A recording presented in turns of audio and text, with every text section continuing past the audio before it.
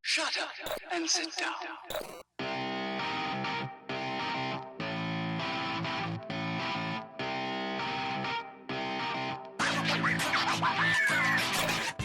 Hey, and welcome to the Freja MMA podcast, where it doesn't matter if you're a casual fan or a championship fighter.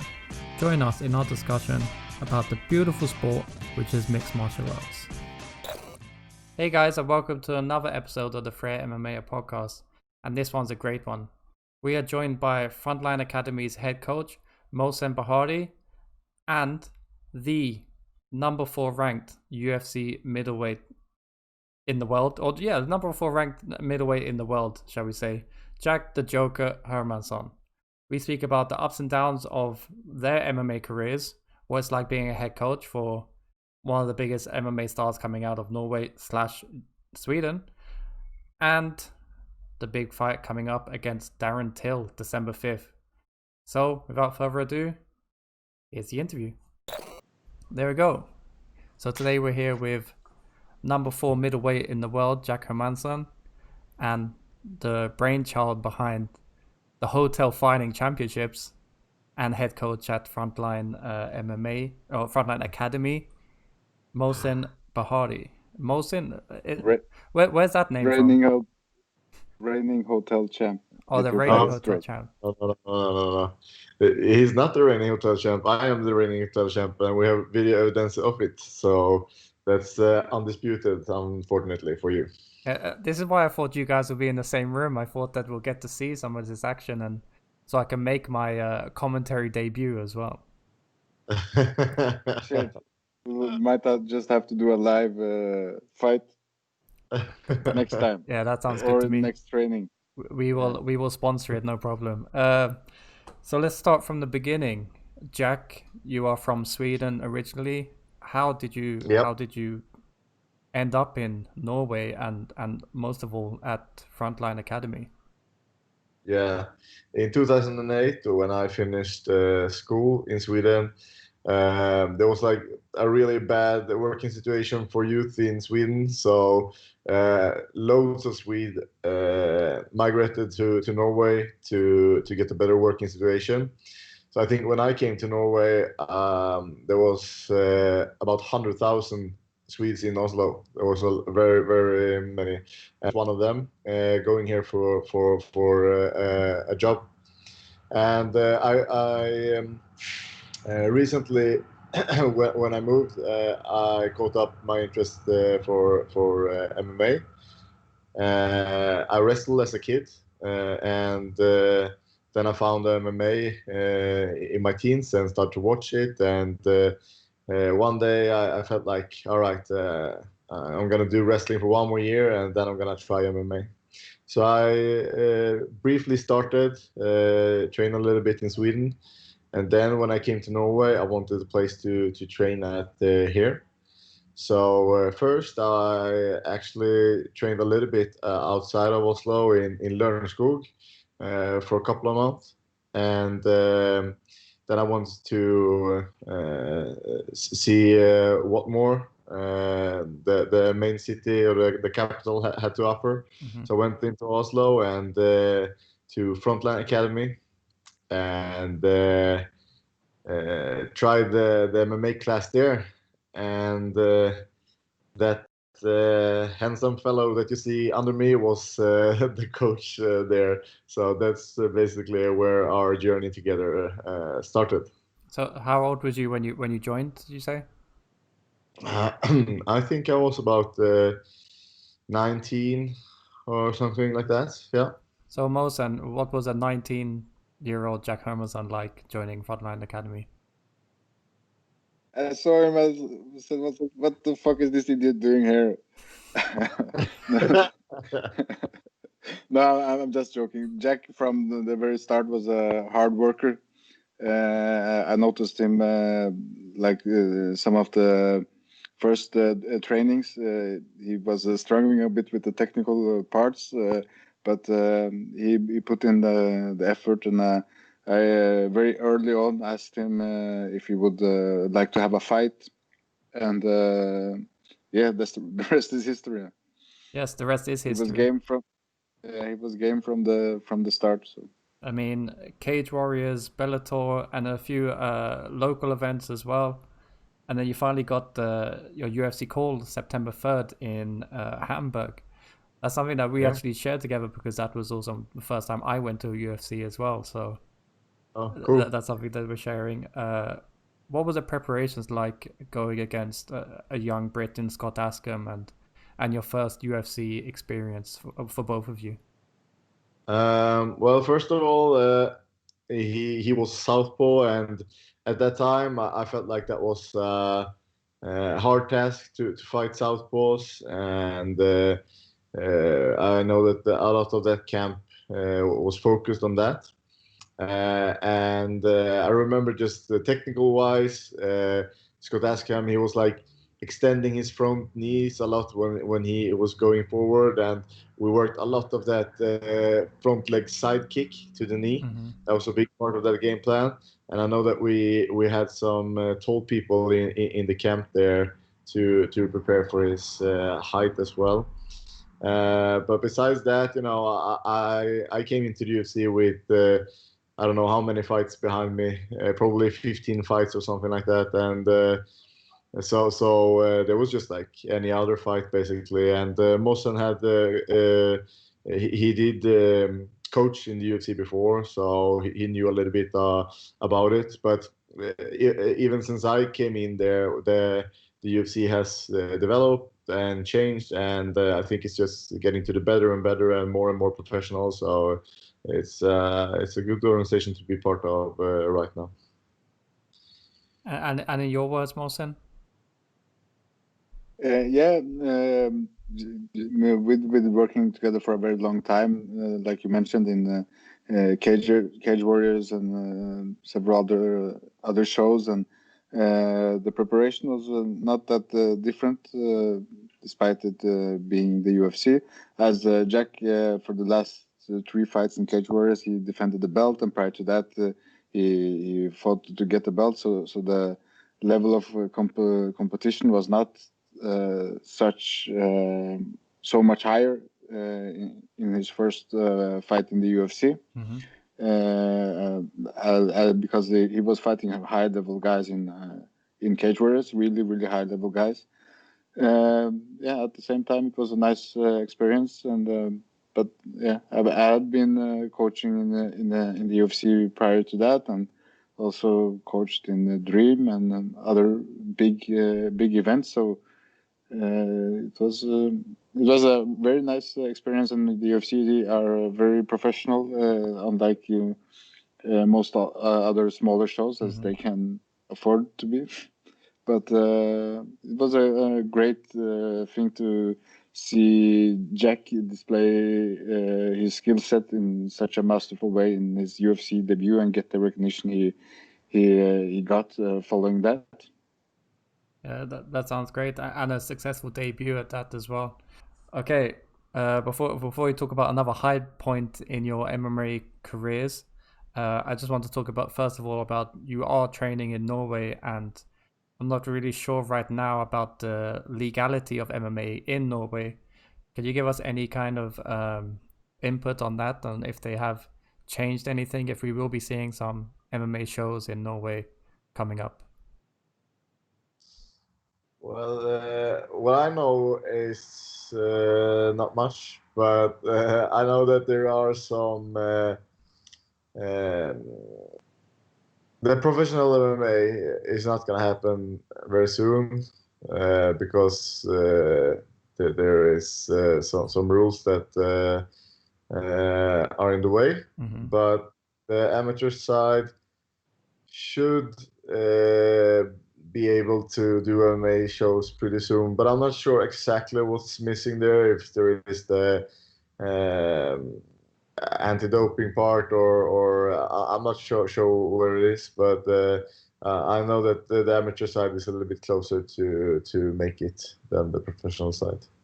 But still, it's not allowed with knockouts in neither the amateur and the professional is not allowed, and I think we still have a few more years to go until we reach legality. But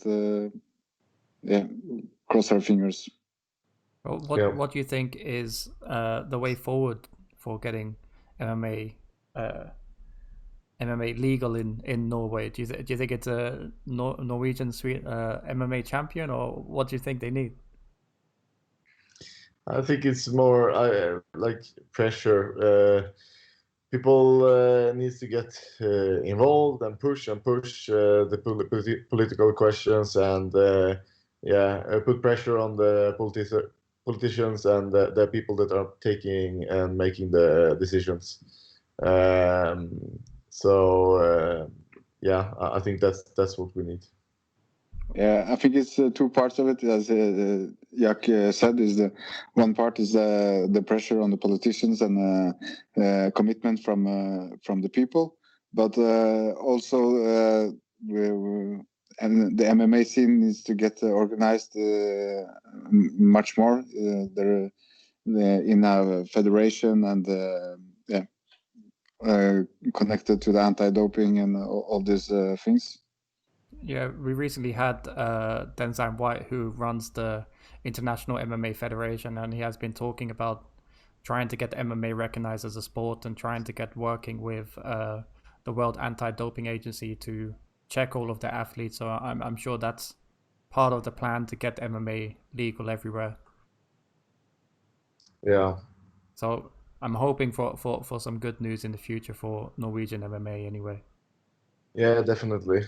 It would be cool to fight in Norway before I'm done with this. So let's hope that we can make that happen.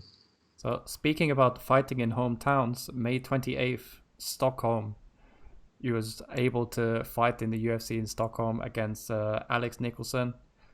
Not a long time working there. You didn't work hours for the money. It was a TKO quite quickly in the fight, but how did that feel to have the home crowd advantage in the UFC, the biggest promotion? Yeah, it was super cool. Usually, I'm not focusing too much on the crowd. You're just focusing on your fight, on your opponent. But being in Stockholm and knowing that the environment is not hostile, I opened up a little bit more and took it in, and I really enjoyed that experience there. So it was really cool to hear the chants, and I could hear them during the fights, and it's really cool now when I watch the fight as well to hear that many people chant for you, because I think that's the almost the only time. And also in the debut fight, it was pretty good, but so that was a cool experience. And you, as a head coach, did you have to keep his head calm during the build up for this, or was you also enjoying the moment as much as he was? No, Jack was pretty cool the whole fight week. We had a lot of friends and training partners around, and it was a very good vibe. Even have some family in Stockholm we had the time to say hi to, and it was a very nice experience. That sounds great. You spoke earlier a bit about this hotel fighting championship, or whatever you have named it now. When has that started, and is this just something between you and Jack, or is it something that is throughout the Frontline Academy family, shall I say? Now this is something that has been going on for a while, way before the UFC in the Cage Warriors time, and it has mainly been me and Mohsen and Håkon Foss. Mm-hmm.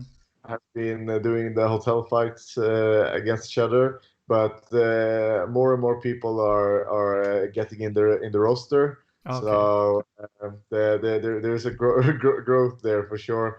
But yeah, we just started back in the days to grapple each other and so on. And I'm not sure when it was, but I know that when I'm fighting, I like the coaches to grapple a little bit for my entertainment. So I'm asking for that all the time, and then we just we just started to do it more and more, and now it's just this thing that we do. Yeah, and it's escalated. It's not just grappling; it's also some stand-up fights sometimes. Yeah. And let's also mention that Håkon has never held held Hotel Fighting Championship. He's a terrible fighter. Okay. If I'm traveling and Håkon is on, I know it's gonna be an easy fight. I was going to ask: is there weight divisions in this? I mean, if we start seeing no Kenneth weights. Berry or someone like that fighting against one of you guys, we don't know if that will will end can up. happen. It can go down. Who knows? Yeah.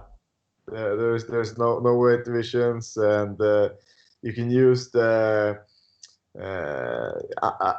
environmental advantages. Okay. Like the sofa, the floor. Maybe it's slippery. You can push your opponent through stuff. There's you have to be creative in the whole sort of fighting.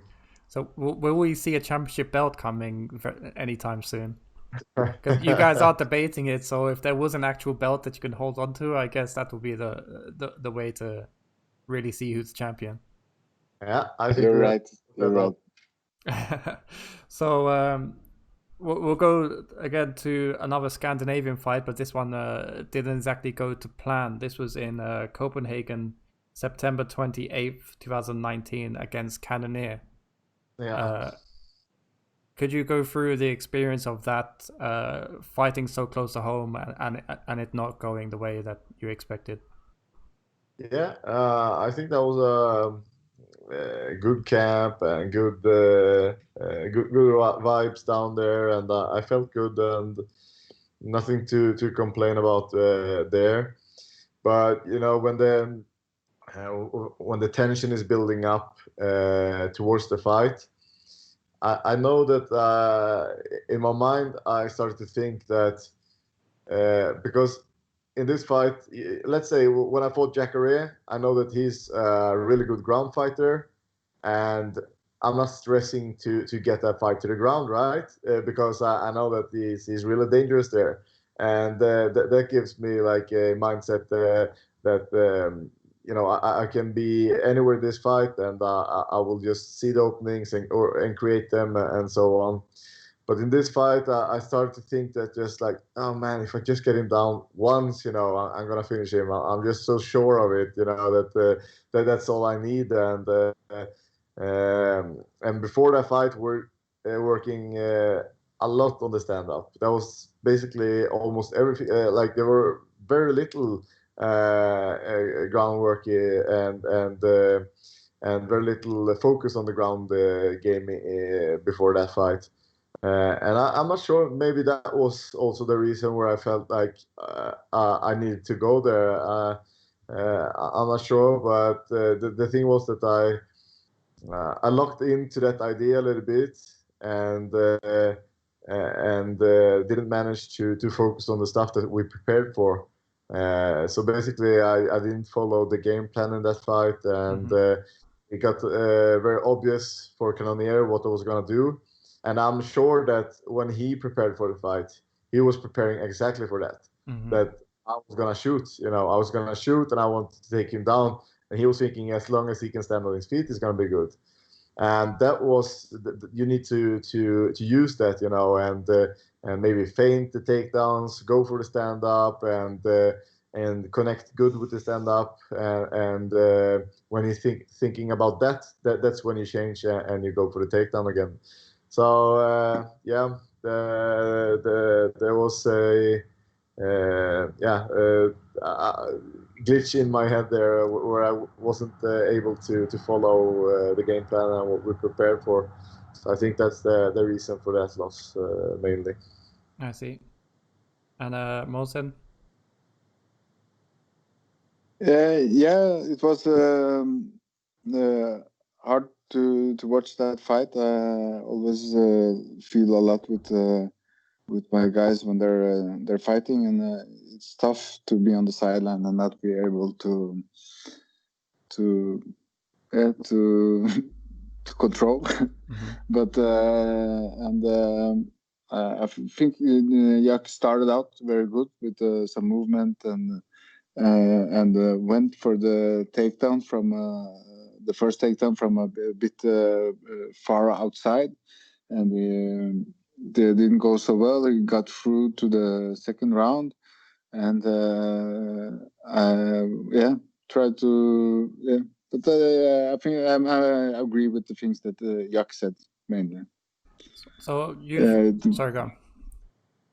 Yeah, he got a bit one-sided and predictable for his opponent, and made it not to take anything away from Cannonier's performance, but he made it easier for Cannonier in that situation. So we usually here at Freja MMA, we go a bit inside, behind the scenes and inside the mind of the fighters and coaches. So could you just explain to me what it's like to be going back to your gym and going back to your camp after a loss like this, and the back to the drawing board and the rebuilding of the fighter? What is that like? Well, I know what I did was that I went and I had a meeting with my mental coach, and he actually asked me to go. He asked me what happened and so on, and he asked me to analyze it, and then he asked me what I should have done instead. Mm-hmm. And then he said to me, what are you going to do now is that you're going to go on a couple of practices and you're going to work exactly what you were supposed to do. And when you feel that you can make that happen, then you will put this behind you, because then you learn from it, right? Mm-hmm. So I tried for a couple of practices and do those stuff, and I also put some time with myself just shadowboxing and visualizing what I was supposed to do. And I did it, and then after a while I felt like, okay, if I fought him again, I know what I'm supposed to do, and that's good. I've learned from this now. I know where the error was, and I also know that I can't change the results, so let's look forward. And that's how I processed this loss. And you, Mohsen, as a head coach, what do you do to prepare for a fighter that just had a defeat like that? First, I think it's good to have some time off and start working after you've digested what's happened, and like Jack is talking about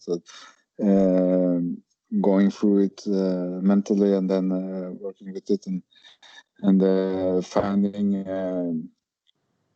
the confidence in the knowledge of knowing what was it that went wrong, and through that I think that's a fight 9 out of 10 times Jack will win, and finding the confidence and self-belief in exactly that.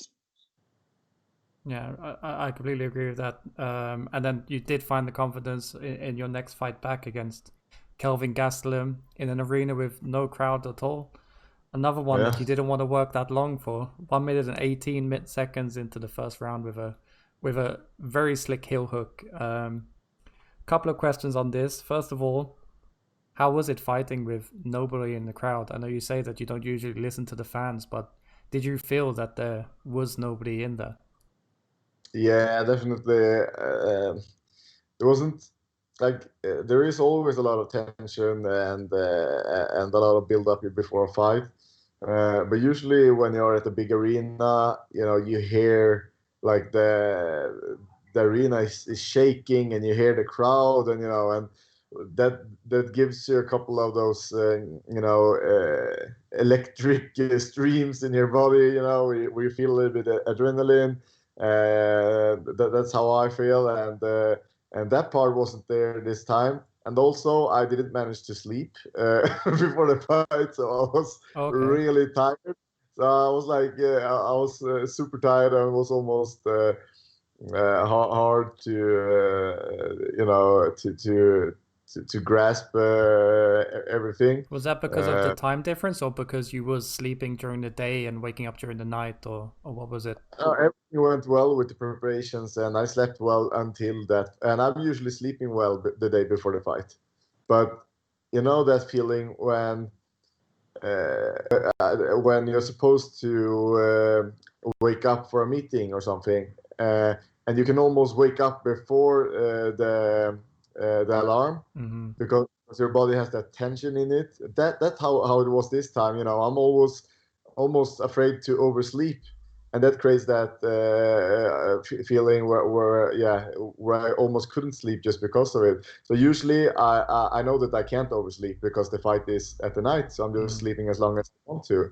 But now I knew that I need to wake up and get down there, and I think that was stressing me a little bit. So that's why I couldn't sleep. I see. And the experience for you as well as a head coach?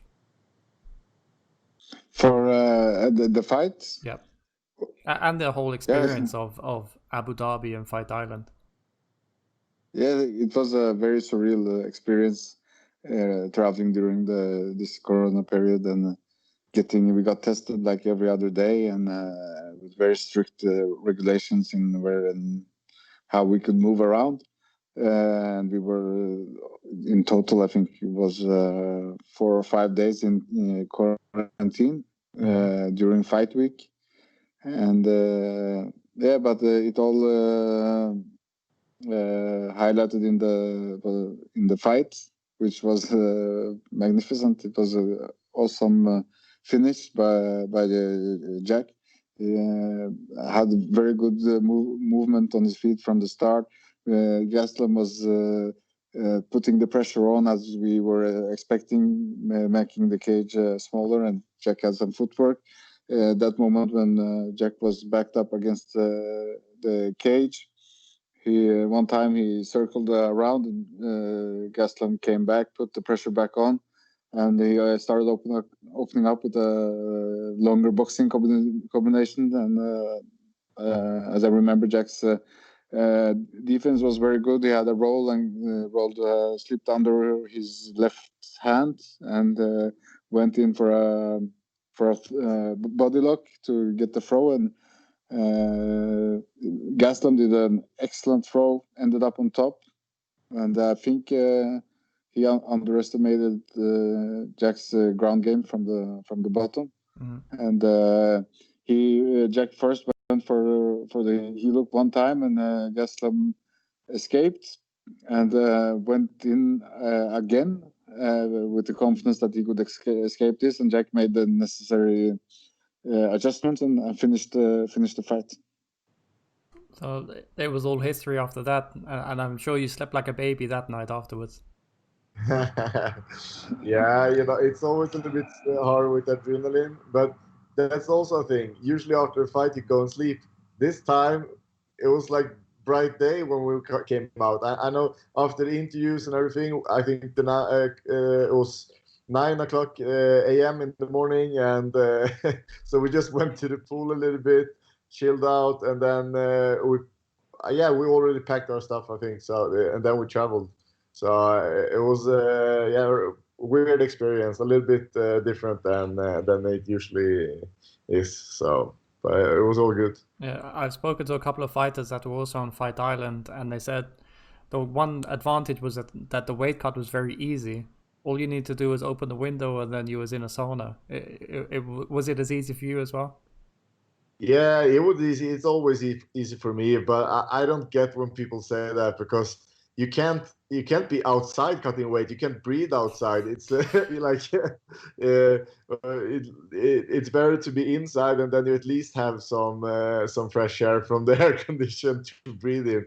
So, but it was no problem. We had this portable sauna that the UFC is providing for us, and also the hot bath. So I was just doing a little bit of hot bath, a little bit in the portable sauna, and a little bit under the blanket, 2 times in those rounds. So I think it was done in 2 hours, in a 2-hour period or something like that. So, but yeah, I think the whole thing was filmed, and it's on Jack's YouTube channel. Yeah, so that I'll you can also check put a out link down below when we're gonna upload it. Cool. So Mohsen, how is Jack as a fighter cutting weight? Is he a grumpy guy? Is he happy? We call him the Joker. Is he smiling as much as he is now? What's he like? Yeah, he's smiling like gradually less the harder the cut gets. Okay. And it gets a little bit grumpy, but like compared to other fighters, he's still still the Joker. But you can see some difference, a little change in his moods, I'm which is getting I'm getting silent, right? yeah, I don't say as much. silent, shorter answers, and he gives commands. Give me that. Bring that. Otherwise he would always ask in a very polite manner. So have prepared for this interview. I do have my smiley hat on.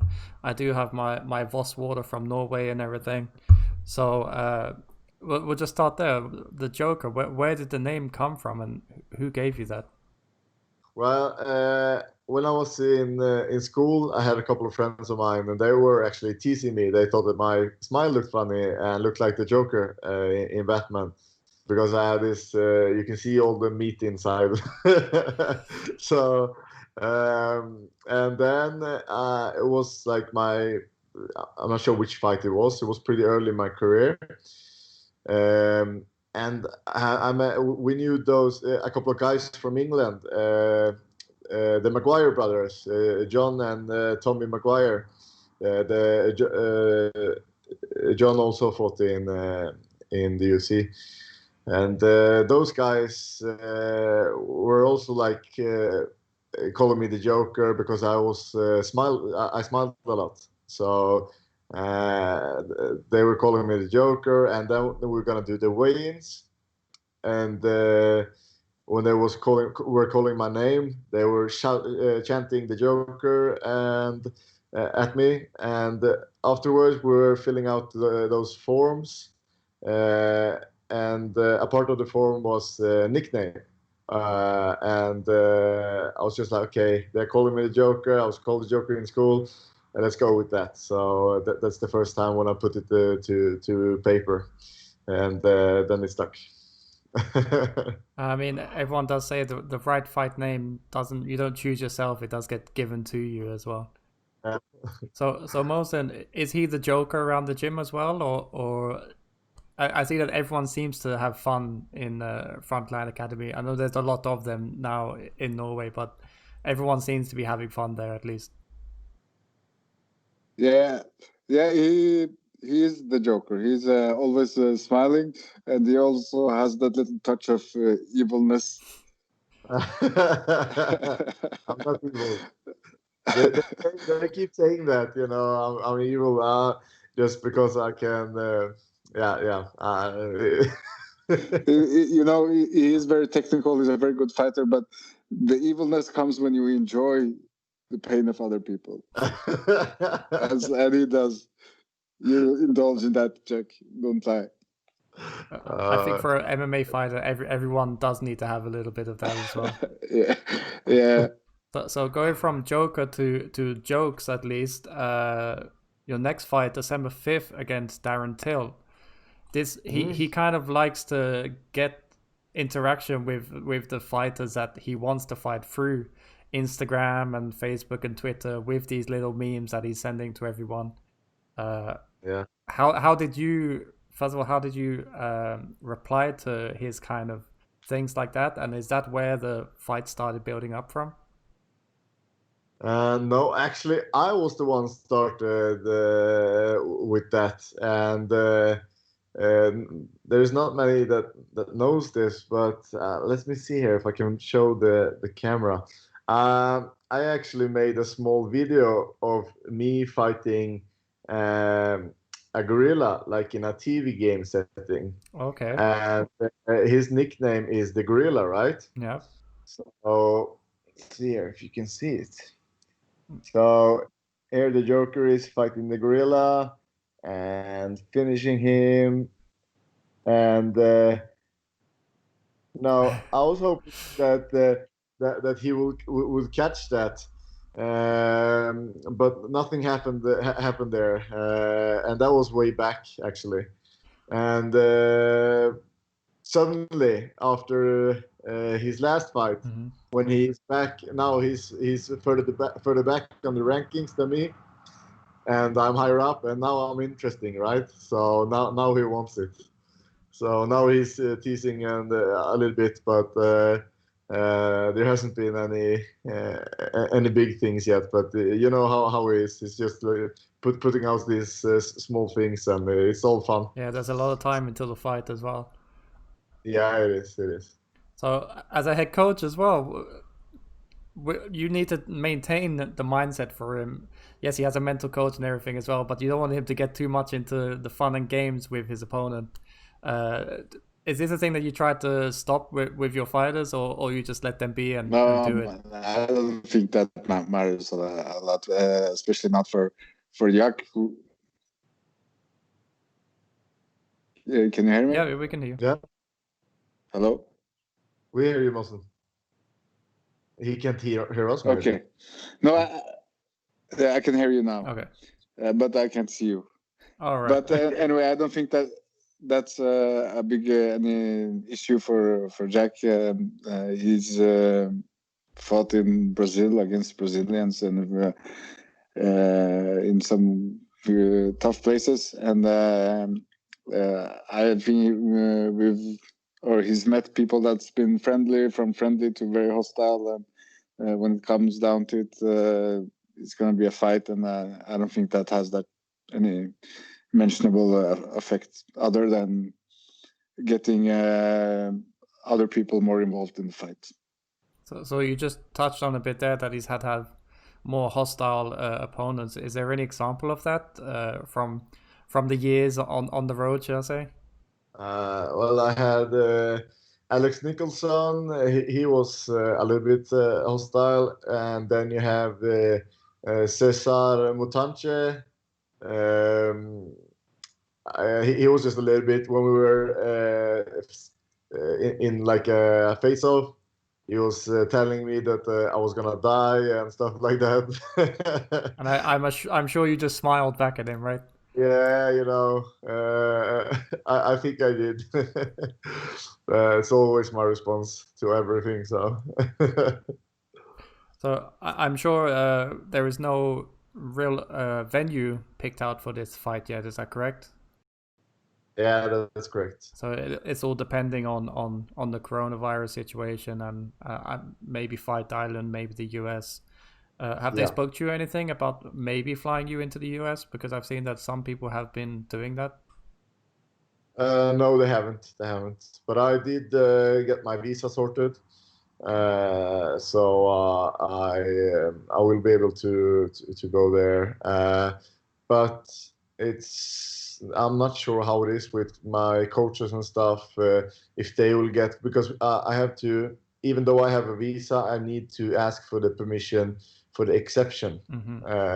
And so there's a little bit strict, of course, for the corona situation. I think it's more likely it's going to be in Fight Island, actually. But yeah, we'll see. Or if Norway wants their first event to be headlined by Jack Hermansson, that would be great, wouldn't it? That would be great. So I'm not sure if Darren Till does watch the best English-speaking podcast in Sweden, but if he does, what message would you have to him? We'll send that to both of you. All right. Well, now, you know, I'm going to be boring there. I'm just saying, man, stay healthy, make sure that the fight is happening, and everything will be good. And yourself, Mohsen? I'm not getting involved in that.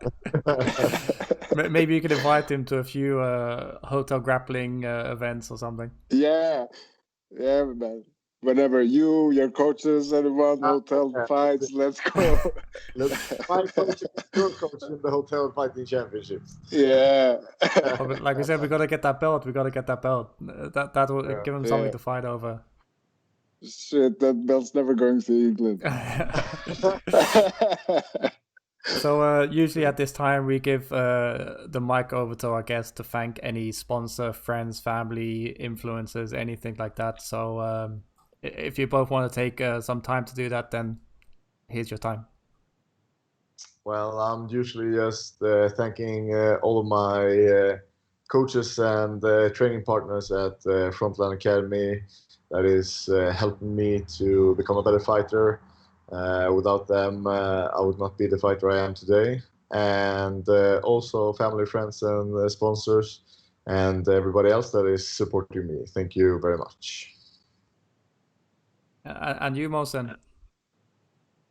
Strike first, strike hard, Cobra Kai, never die. There we go. You got one of the famous quotes now. Yeah. So everyone, I'm gonna have all of the Instagram information plus the YouTube channel below for Jack's vlogs. Is that the name of it, or the Joker Dominates, or what's it called now? No, I'm not sure if we have a name for it. But Jack Hermansson on YouTube. That's all I know. I'm not sure if we have a name for the show. All right. But yeah, check out Jack Hermansson on YouTube. Yep. So do that search, and plus there'll be Do that. underneath. And Cool. so we'll sign it off there. Again, thank you for your time, and I wish you the best of luck for the rest of the year and for that fight as well. Thank you so much. So, Thank you for having yeah, us. thank you for your time. Thank you.